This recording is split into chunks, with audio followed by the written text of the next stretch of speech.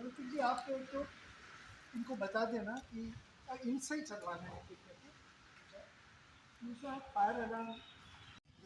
Thank you very much for coming. हमारा session में मैं हिंदी इंग्लिश गुजराती जय सब चलेगा। समझ में आवे जो समझ में आवे मेरी आवाज़ करीश। हिंदी में बोलो सर, सबको पता नहीं चला। हाँ, वही कोशिश वही करूँगा, लेकिन मेरी अपनी कमजोरी है। आ, ये जो फायर के बारे में हम डिस्कशन कर रहे हैं वो इसलिए है कि हम सबका इसमें कंट्रीब्यूशन हो सकता है फायर रोकने में भी, और फायर अगर हो ही गई है, आग लगी गई है, तो उसको बुझाने के लिए। तो इसीलिए सब रेजिडेंट्स को, जो यहाँ स्टाफ है, उसको बुला के हम कोशिश करते हैं। अभी ये पहला सेशन है, हम बार बार करते रहेंगे। तो पहले फायर क्या होता है उसके बारे में थोड़ा सा 5 एक मिनट 10 एक मिनट में लगाऊंगा, उसके बाद हम डेमोन्स्ट्रेशन में चले जाएंगे।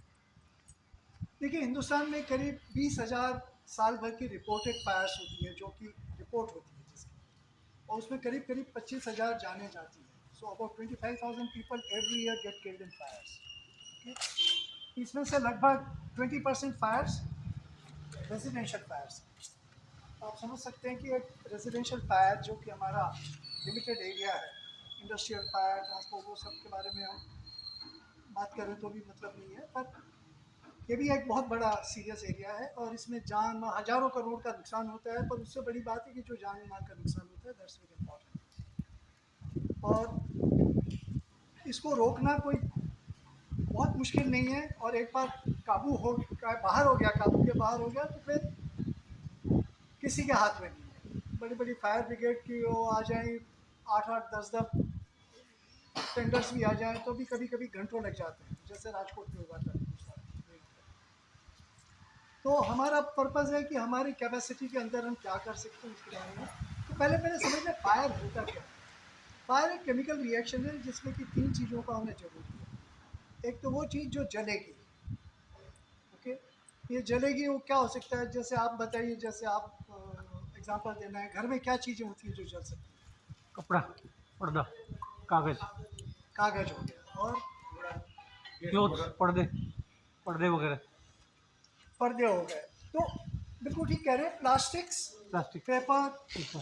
क्लोथ्स, फर्नीचर, ये सब आइटम ऐसे हैं घर में जो कभी भी आग पकड़ सकते हैं। इसके अलावा एक और चीज़ जो आग पकड़ती है, जो हमारे ध्यान में नहीं रहती है, वो इलेक्ट्रिकल अप्लायंसेस होते हैं, क्योंकि उसकी वाइंडिंग वगैरह भी। तो आग इलेक्ट्रिसिटी की नहीं लगती है, आग उसकी जो इंसुलेशन या कोटिंग होती है उसके ऊपर लगती है। और वो इसलिए लगती है क्योंकि वो ओवर हीट हो जाता है। एनीवे, वो उसके बारे में मैं 1 आधा मिनट बात करूँगा। तो इसके लिए 3 चीज़ें चाहिए। एक तो वो जो जले। इसके अलावा घर में गैस होती है, सिलेंडर में या पाइप में, वो भी जल सकते हैं, जिसके यहाँ केरोसिन या पहले होता था पेट्रोल डीजल, अगर कोई स्टोर करता है घर में, तो ये लिक्विड फ्यूल्स या गैसेस भी। और तीसरा जो कि हम लोगों के घरों में नहीं होता है, वो होता है कुछ अपने आप जल जाने वाले मेटल्स होते हैं, जैसे लिथियम हुआ। वो अपने आप ही अगर एक्सपोज टू एयर, इसीलिए उसको पानी में रखना पड़ता है। अगर आपको इस तरह के कई मेटल्स होते हैं, मैग्नीशियम लिथियम वगैरह, जो कि अपने आप ही हवा लगने से जल जाते हैं। ठीक है, पैरोफोरिक आयरन होता है, जो एक कंडीशन होती है आयरन की, जो रस्टेड आयरन होता है, तो वो अपने घरों में नहीं होता है, तो उसके बारे में खाली बता दिया कि इस तरह के। और जो आग लगती है, ये इन मटेरियल के साथ में, खाली मटेरियल होने से, प्रेजेंट होने से आग नहीं लगती है। पेट्रोल इसमें भी है, मैंने भी कपड़ा पहना हुआ है। इसके लिए दूसरा चाहिए सोर्स ऑफ फायर। माचिस की तिल्ली है या स्पार्क है, या कोई भी और दूसरी जगह आग लग रही है, वो मैंने पकड़ ली, तो सोर्स ऑफ फायर। और तीसरा होता है हवा। ऑक्सीजन। अगर इन तीनों में से एक भी चीज़ हम रोक दें तो आग नहीं लगेगी। और फायर फाइटिंग का सारा प्रिंसिपल इसी बात पे बेस्ड है कि इन तीनों में से किसी एक चीज़ को काट दिया जाए। लगी हुई आग कहाँ क्या काटा जाए, वो डिपेंड करता है किस तरह की किस तरह फायर की है, आग कहाँ है? पर है। फायर की लड़ने के सब फायर एक जैसी नहीं होती है, तो उनको लड़ने के अलग अलग तरीके हैं। जैसे इलेक्ट्रिकल फायर है, उसको आप उसी तरह नहीं संभाल पाएंगे जैसे कि आप गैस की आग लगी। गैस की आग को आप उसी तरह नहीं संभाल पाएंगे जैसे कि फर्नीचर में आग लगी। वो सब अलग अलग तरीके से उसको हैंडल करना होता है। तो इसीलिए उसको क्लासिफिकेशन कर रखा है कि क्लास ए, बी और सी और डी, 4 तरह की क्लासिफिकेशन इंडिया में है। ए होता है जो सॉलिड्स, जो कपड़े, कागज, फर्नीचर, प्लास्टिक्स। क्लास बी होता है जहाँ पर ये liquids, gas, petroleum, cooking oil, जो भी तरल होता है। ये क्यों अलग हो गया उससे, सॉलिड से? क्योंकि इसमें अगर आप पानी से बुझाने जाएंगे तो ये ऊपर आके फिर भी जलता रहेगा, पानी नीचे चला जाएगा। तो इसलिए ये क्लास बी अलग तरह से हैंडल करना पड़ता है। क्लास सी होती है इलेक्ट्रिकल फायर, इसके बारे में मैंने बोला, और वो होता है ओवर हीटिंग की वजह से। क्लास डी होता है जो मैंने चौथा बताया था, जो अपने आप मेटल्स जल जाते हैं, लिथियम वगैरह। तो अगर हम फायर प्रिवेंट कर सकें तो इससे अच्छी कोई चीज़ और है ही नहीं। अगर फायर हो ही गई तो उसको हम कैसे फाइट करेंगे, उसके लिए हमारे सारे सिस्टम्स हैं। तो डेमोन्स्ट्रेशन उनके ऊपर होगा। प्रिवेंट करने के छोटे छोटे तरीके जो हम घर में यूज़ कर सकते हैं, एक तो यह है कि गैस का बर्नर या रेगुलेटर या बाल्ब रात में सोते समय कम से कम बंद रखिए। दिन भर तो आप बंद खोला नहीं कर सकते, पर रात में सोते समय आपकी लीकेज है या कहीं खुला रह गया है, आपने दूध रख दिया और चले गए टीवी देखने या फ़ोन में लग गए और वो ओवरफ्लो करेगा, फिर गैस को बुझा देगा, बाद में गैस लीक होती रहेगी, तो it can become a source of fire. तो इस तरह के जो एक्शंस हम ले सकते हैं वो हमको लेने चाहिए इलेक्ट्रिकल फायर रोकने के लिए, कि ओवरलोडिंग ना करें हमारे सिस्टम में। जैसे हम सब लोगों के घर शायद 4 किलोवाट कनेक्टेड हो रहे हैं, तो जो केबल आता है उसकी कैपेसिटी ही उतना करंट लेने की है। अगर हम लोडिंग उसको ज़्यादा कर देंगे तो क्या होगा कि केबल अंदर से जो तार लेके आ रही है वो ओवर हीट होगी और वो इंसुलेशन को जला देगी। उसके बाद चारों तरफ आग फैली, क्योंकि जहाँ जहाँ केबल जाता है सब जगह वो आग पे फैल जाती है। तो हमको ये ध्यान देना है कि ओवर चार्जिंग ना हो, ओवरलोडिंग ना हो इलेक्ट्रिकल सिस्टम्स में। 5 एम्पियर के प्लग में हमने 15 एम्पियर का एसी लगा रखा है, तो अपने आप ही वो ओवरलोडिंग है। तो ये सब छोटे मोटे ध्यान देने से हम 90%, 98% केसेस में आग को रोक सकते हैं। आग लगी गई तो पहले 2, 3, 5 मिनट जो होते हैं वो सबसे इम्पोर्टेंट है। उसके बाद आप चाहे शिंदे जाके पंप चलाएंगे, कोई आके ये होस लगाएगा, वो कंट्रोल के बाहर हो चुका है। बहुत मुश्किल होगा, रुकेगी, वो भी ज़रूरी है, इसीलिए है। पर जनरली जो 2 मिनट 5 मिनट हमारे हाथ में, अगर उसमें हम एक्शन लेके आग रोक सकें तो मिनिमम नुकसान है और 90% फायर्स उसी में रुक जाती है।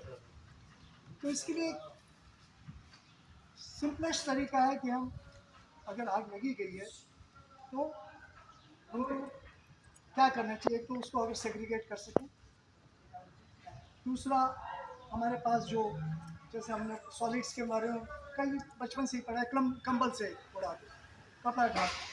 अब कपड़ा ढाकने से, कंबल से उड़ाने से क्या होता है कि हवा जो है वो आग तक नहीं, हवा नहीं है तो वो आगे जलना बंद हो जाएगा, क्योंकि बिना हवा के नहीं जलेगा कोई चीज़। चाहे वहाँ फ्लेम थी भी और जलने वाला कपड़ा भी था, कागज़ भी था, पर हवा रोकती है। तो इस तरह के एक्शन तो हम वैसे ही ले सकते हैं। थोड़ी उससे ज़्यादा सीरियस फायर है तो हमारे पास ये फायर एक्सटिंग्विशर्स होते हैं। फायर एक्सटिंग्विशर्स छोड़ के, जैसे कि हम यहाँ पर डेमोन्स्ट्रेशन आप खुद ही चला के करेंगे।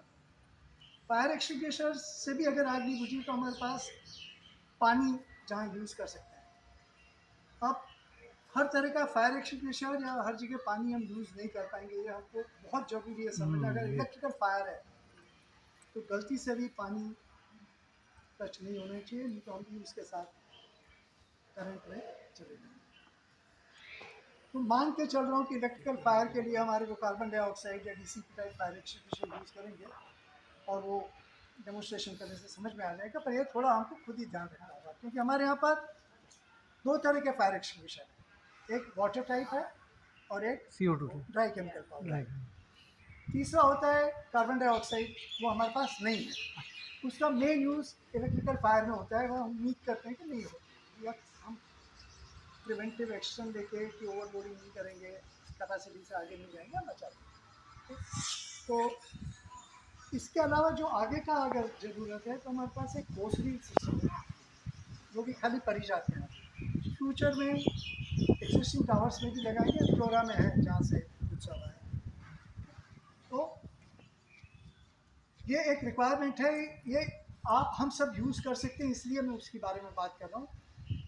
वो इतना सिंपल, जैसे ये ड्रम है यहाँ पर दिख रहा है, इसमें ट्यूब लगी हुई है, तो वो ड्रम और ट्यूब को आप खींच के जहाँ पर आग लगी है वहाँ ले जा सकते हैं। वाल्व ट्यूब के नोजल पे ही होता है, वाल्व खोल देंगे और पानी चालू हो जाएगा।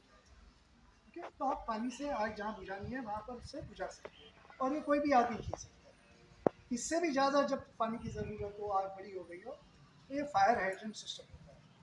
तो फायर हाइड्रेंट सिस्टम डिपेंड करता है, हमारे एक वाटर स्टोरेज है, बहुत बड़ा स्टोरेज है यहाँ पर, और उसमें फायर पंप्स हैं, इलेक्ट्रिकल फायर पंप्स भी हैं और डीजल जनरेटेड फायर पंप्स भी है। वो दोनों इसलिए ज़रूरी है कि जब बिजली बंद करनी पड़ेगी, कई फायर में बिजली बंद करनी पड़ सकती है, अगर इलेक्ट्रिकल फायर है तो डीजल पंप से हम पानी सप्लाई कर सकते हैं। तो या बिजली का फेल हो गया, सप्लाई बंद हो गई, तो डीजल पंप हमारा रिलायबल है, वो ज़्यादा पावरफुल भी है, ज़्यादा कैपेसिटी भी है, तो वही मेन बात है। उससे एक पाइपलाइन नेटवर्क गया हुआ है चारों तरफ, हर एक बिल्डिंग में अंडरग्राउंड है, और वो बाहर निकलता है, जैसे वहाँ आपको दिख रही है वो हाइड्रेंट लाइन मिलती है। उसके साथ में इस तरह के पॉइंट निकले हर एक फ्लोर में भी है, उनको हाइड्रेंट पॉइंट्स बोलते हैं। तो हाइड्रेंट लाइन जो है वहाँ इंजन से चालू होती है और पूरा लूप में रहती है ताकि ख़त्म नहीं पड़े पानी, और ये हर फ्लोर में ऊपर तक जाती है। हर एक फ्लोर में हाइड्रेंट पॉइंट दिया होता है ताकि 4 यूनिट हैं तो चारों यूनिट तक हम पानी पहुंचा सकें। तो इसके साथ कैसे कनेक्शन करके, कौन सी होस कैसे लगा के, जेट नोजल लगा के कैसे हम पहुंचेंगे, वो आपको डेमोन्स्ट्रेशन हमारे सर्विस प्रोवाइडर है वो करेंगे। और एक फायर अलार्म होता है, वो ज़रूर यूज़ करना चाहिए अगर आग लग गई है, क्योंकि उससे बाकी सब रेजिडेंट्स को पता चल जाता है। अनफॉर्चुनेटली अभी तक का हमारा एक्सपीरियंस ऐसा है, 1-2 बार मैंने परिजात में करके देखा था, कोई नहीं निकलता है, अलार्म बजता रहता है, तो समझते हैं कोई टेस्ट कर रहा होगा या कहीं और कुछ चल रहा होगा। तो ये अवेयरनेस होना बहुत ज़रूरी है जो हम लोगों में शायद, और इसीलिए ये सेशन भी कर रहे हैं कि अवेयरनेस हो जाए। 30 लोग हैं, इसमें से 2 लोग भी पकड़ के याद करके करेंगे तो उतना तो हमारा इम्प्रूवमेंट हो रहा है, और अगली बार में और 5 लोग करेंगे तो इंक्रीमेंटली हम लोग ज़्यादा नॉलेजेबल अवेयर सोसाइटी हो जाएंगे। यही हमारा इरादा, और कुछ नहीं है। तो फायर अलार्म सिस्टम बहुत सिंपल होता है, जहाँ पर आप हैं वहीं पर एक बॉक्स है लाल रंग का, आपने सब ने देखा होगा, लिफ्ट के आसपास होता है, उसके ऊपर कांच रहता है, उसको तोड़िए, स्विच दबाइए, अलार्म बजना चालू हो जाएगा। बंद करना है या तो नीचे पैनल से बंद कर सकते हैं, किसी किसी अलार्म में वहीं पर से भी बंद करने का सिस्टम होता है।